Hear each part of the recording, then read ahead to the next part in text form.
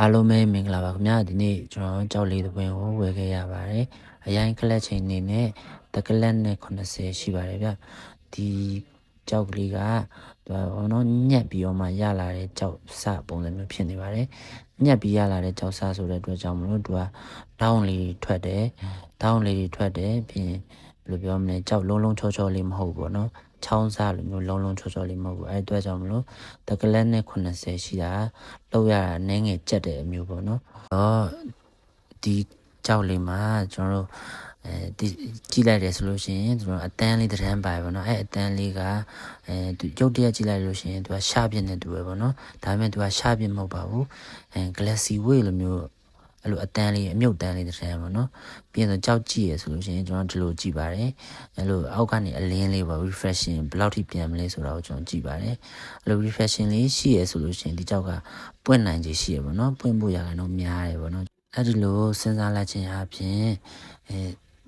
ဒီကြောက်မှာရှိနေတဲ့အဲ့ဒီ glassy way လိုမျိုးအတန်းလေးကိုကျွန်တော်မကြောက်တော့ပါဘူး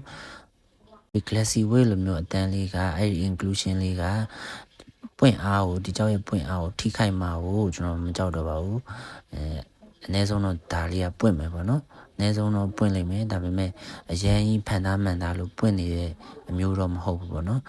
ပွင့်တာတော့ပွင့်မယ်ပေါ့နော်အဲဒါကြောင့်မလို့ဒီကြောက်ကိုကျွန်တော်ဝယ်ခဲ့ခြင်းဖြစ်ပါတယ်ဗျဟုတ်ကဲ့ပါဗျခုနကကျွန်တော်စဉ်းစားတဲ့ပုံစံကိုဘယ်လိုပုံစံမျိုးမှအသုံးချလို့ရတယ်လဲဆိုရင်ကြောက်ရည်ကြီးတဲ့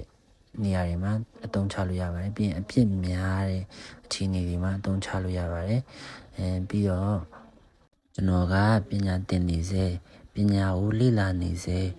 လူတစ်ယောက်ဖြစ်ပါတယ်အဲ့တော့အချို့ကျွန်တော်ပြောတဲ့စကားတွေထဲမှာအမားတွေပါသွားနိုင်ပါတယ်၍မားတာရှိရဆိုလို့ရှိရင်လည်းဝေဖန်ထောက်ပြပြီးတော့မှကျွန်တော်ကိုလက်ညွန်ပေးနိုင်ပါတယ်ဗျဟုတ်ကဲ့ပါ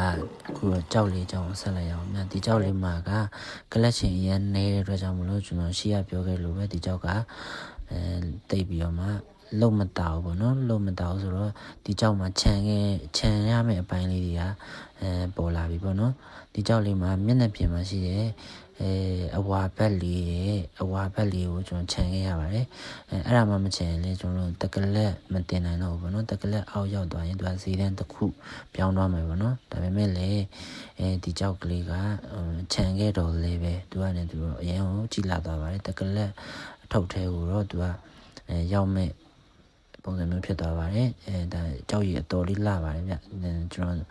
တော်ဒီရက်ပိုင်းအတွင်းမှာရောင်းခဲ့ဘူးတဲ့ထဲမှာဒီကြောက်ကလေးကကြောက်ရည်အလားဆုံးဖြစ်နေပါတယ်ဗျဒီကြောက်လေးကတော်တော်လေးကိုလာတော့ပါတယ်ပွင့်အားလည်းအရင်ကြီးတော့မပွင့်မလဲဒါမှလည်းပွင့်အားရှိပါတယ်ဒီကြောက်ကတော်တော်ကြီးကိုလှပတော့တဲ့အခြေအနေကိုမြင်တွေ့ရမှာပါဗျကျွန်တော်ရဲ့ဗီဒီယိုကိုအဆုံးထိကြည့်ပေးတဲ့အတွက်ကျေးဇူးတင်ပါတယ်ဒါရတော့နေ့ရက်လေးတွေပန်းဆိုင်နိုင်ကြပါစေဗျကျေးဇူးတင်ပါတယ်ခင်ဗျာ